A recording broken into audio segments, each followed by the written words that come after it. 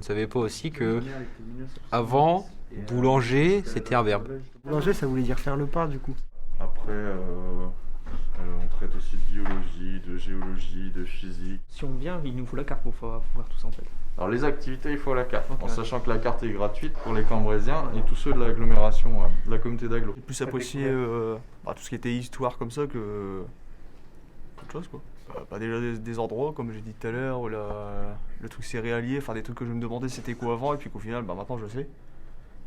Après des trucs pareils sur nos ancêtres au final comme les métiers, comment on appelle ça déjà? Le métier les mulquiniers. Ça c'est quelque chose que je savais pas, pourtant ma grand-mère au final elle était mulquinier, enfin mon arrière-grand-mère. Et enfin ouais, tous des trucs comme ça. C'était quoi un mulquinier? Ah, alors là, vous avez la spécialiste. Le mulquinier, ça vient de l'étymologie, ça vient de mollequin à tissu. Le mulquinier, c'est celui qui tisse le lin, mais dans sa cave. Avec les Aubert, on connaît. Donc, ils tissaient en cave l'hiver et l'été, ils allaient cultiver dans les champs. Ils s'occupaient des betteraves, notamment, ils étaient betterafieux. Hein. Voilà un Navel Lego qui est parfaitement courant de ce qui se passe. Voilà. Tana, il dit bonjour à la dame. Oui, c'est ça. Alors, tu as un mouco, tu mets un mouco d'attas. Voilà. Puis après, tu as un mouco de co. Ouais. Un foulard, c'est un mouco de co, un mouchoir de cou. Ah, c'est bien, il y en a qui connaissent un peu de patois, ça fait du bien. Ah oui, nous aussi. Il y en a plein d'expressions. Hein. Taper en dessous de le cahier, passer à coup de l'octo. Une truche. Je sais pas, il y a plein de trucs. Une pantière. Alpayel. Je vais dans le curti. Un écourcheur.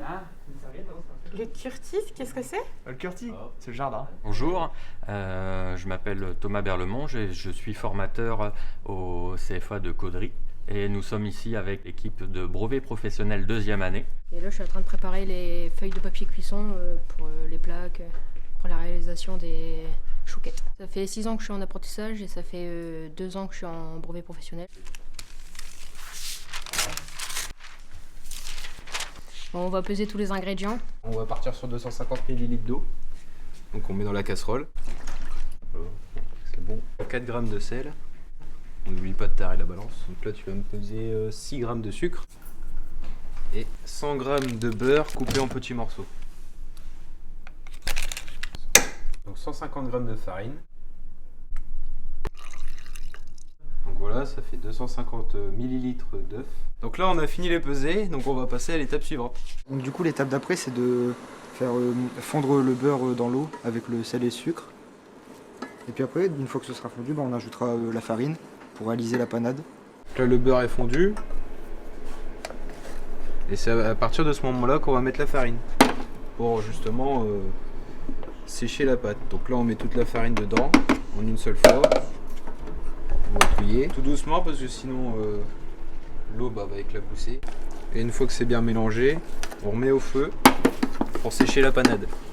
Donc là on attend 2-3 minutes.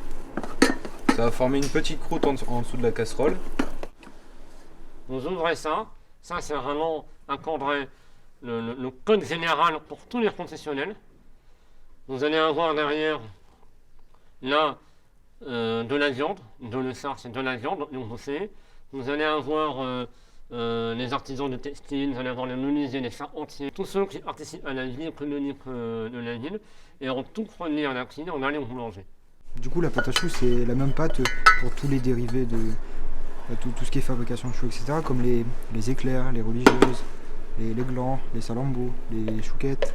Donc là on va attendre un peu que la panade refroidisse, parce que sinon si on verse les œufs directement dessus, ça risque de cuire un peu les œufs. Ceux qui de ce jour en avant, ceux qui à partir d'aujourd'hui, se voudront mettre de faire le métier de boulangerie en cette cité pour un gros pain et bien cru. Et labourer, c'est-à-dire travailler, au levain. Ça a l'air joli comme ça, la phrase que j'ai dite, mais en réalité, c'est le pouvoir seigneurial de la ville qui dit ceux qui veulent faire de la boulangerie feront du don 1.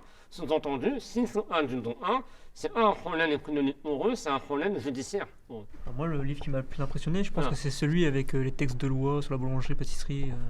Parce que je trouve ça vraiment. Je pensais pas que. Je savais qu'il y aurait eu des textes de loi et tout ça, mais je pensais pas que ça aurait été des choses aussi strictes. Ça pouvait être pénal en fait. Il y avait une certaine façon de faire le pain et que si on ne le faisait pas de cette façon, ben, on pouvait en mourir presque. C'est vraiment quelque chose qui ça m'a impressionné. Ouais. Donc là, on va incorporer des œufs. Mais petit à petit, à la maison, on a souvent des œufs en coquille, là c'est des œufs reproduits. Donc on y va petit à petit pour avoir à peu près la même texture qu'avant. C'est des ovoproduits. C'est juste en industrie, ils cassent les œufs et ils mélangent directement. Comme ça, on n'a plus les coquilles et on évite la salmonellose, par exemple, les maladies avec la coquille. Et ils sont pasteurisés aussi. Donc on est presque à la fin. Comment on va voir? On va voir après avec la spatule, on va faire un bec-doigt. On appelle un bec-doigt, on verra quand ça sera fini. Et c'est à ce moment-là qu'on sait qu'on peut pocher justement la pâte à choux et passer au four. Monsieur sur la photo. Oh, c'est bien. Ah, tous, hein. Bah, je venais de découper pour les dossiers suspendus. Vous êtes dans les archives, Voilà, exactement. exactement. Ouais, regardez. Ah si. On met la préparation dans la poche à douille justement. Et pour éviter que quand on va pocher, la poche, la feuille remonte, on va mettre sur les 4 coins de la plaque un peu de pâte à choux. Donc là, il va pocher ses chouquettes.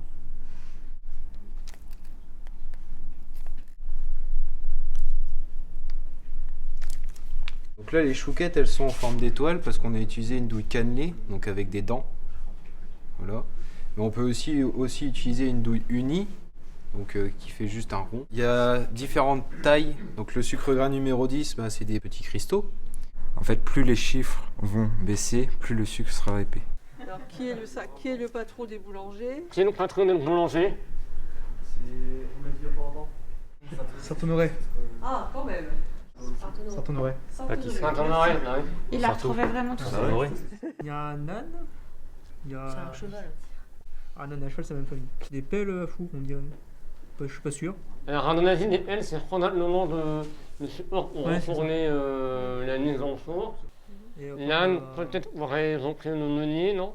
Qui fait marcher le moulin. Peut-être, on sait. Peut-être, pour faire tourner les roues du Quand on a les roues du moulin et donc le nombre de la farine. Ouais, je suppose que c'est certain. Et je sais pas, peut-être on a une épi de blé là.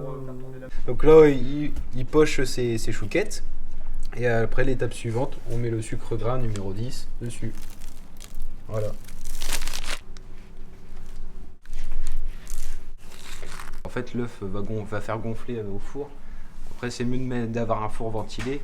Comme ça va gonfler la chouquette. Ouais, on peut dire que c'est de la chimie, oui. Donc là, on va procéder à la mise au four.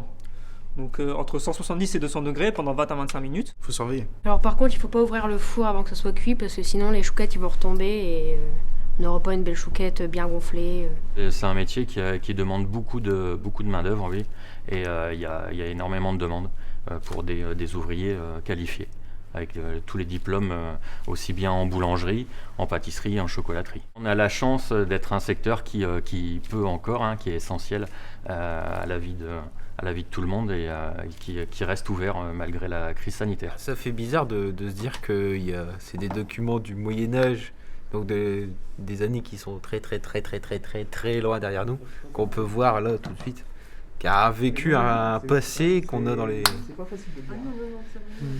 Non. C'est aussi un lieu de documentation. Vous pouvez venir ici, pas seulement on va essayer de voir un document très ancien, mais on doit renseigner dans un 2 ans historique.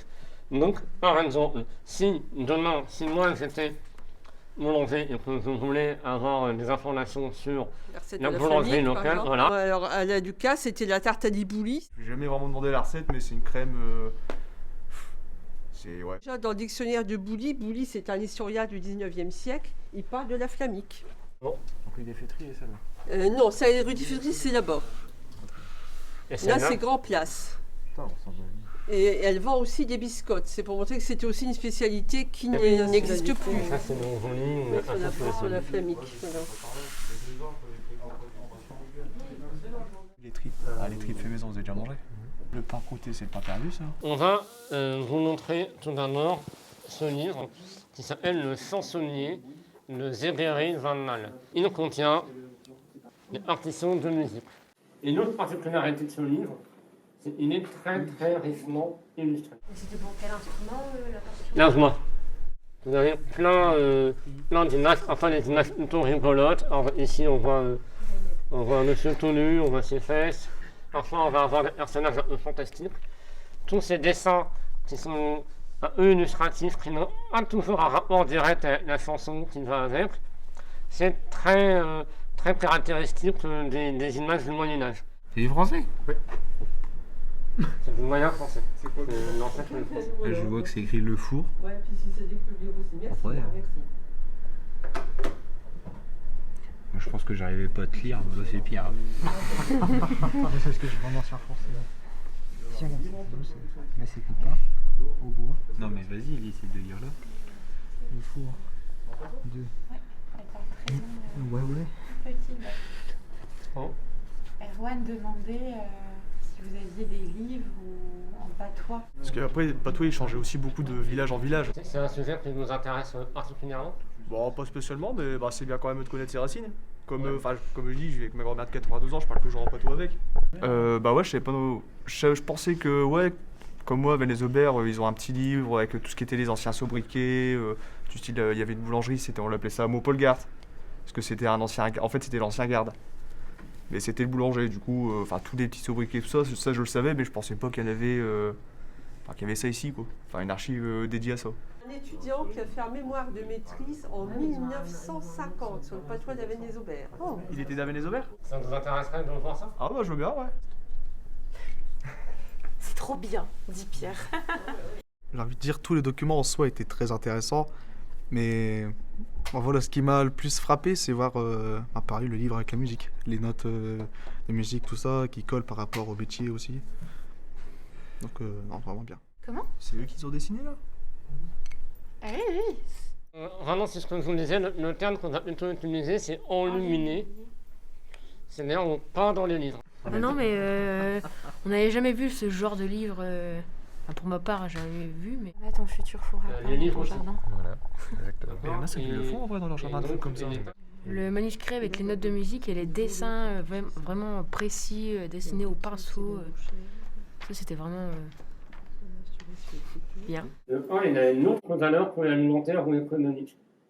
Une valeur qui n'existe quasiment plus aujourd'hui. Non, fallait le respecter et tout, le pain. Parce que ça avait une valeur religieuse aussi. Au XVIIIe siècle, il y a des gens qui ont voulu faire l'encyclopédie de toutes les connaissances humaines, notamment techniques à leur époque. Donc il y a des volumes de textes et là il y a des volumes de planches. Donc là, malheureusement, nous on n'a pas toutes les planches, donc on n'a pas la planche du boulanger, mais on a la planche du meunier. Donc c'est vraiment la description technique de tous les métiers. Vous voyez la coupe aussi d'un moulin. Du coup, moi, le document qui m'a le plus marqué, c'est les étapes par étape de la fabrication dans le manuscrit pour le meunier. Donc, il y a des choses, des vocabulaires qu'on ne connaissait pas. Et puis, dans toutes les images du manuscrit, on essaie d'expliquer la transformation au Moyen-Âge du blé à la farine. Moi, je savais pour la pipe à tabac, mais je ne savais pas qu'il y avait une pièce dans le manuscrit qui se nommait la pipe, et en plus c'est bien décrit par image du coup. C'est une sorte de pièce en roulement.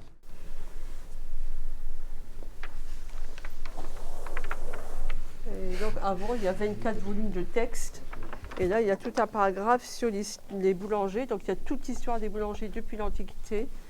Et après, il y a la distinction au XVIIIe siècle des boulangers en 4 classes, les boulangers des villes, des faubourgs de banlieue, des privilégiés et des forains. Et avec toute la réglementation pour ça. Et comme c'est vraiment un dictionnaire qui se veut complet, il fait des renvois. Il dit aussi, regardez aux articles, meunier, pas, farine, levain, blé, four, grain. Parce que tout ça, ça a un rapport. Donc si vous voulez en savoir plus sur les boulangers, vous allez voir aussi aux autres termes. C'est vraiment, ça se veut une encyclopédie, pas seulement un dictionnaire de termes, mais une encyclopédie des connaissances. Garder quand même le souvenir de comment ça a évolué, comment on en est arrivé là. Enfin, le pourquoi du comment, quoi.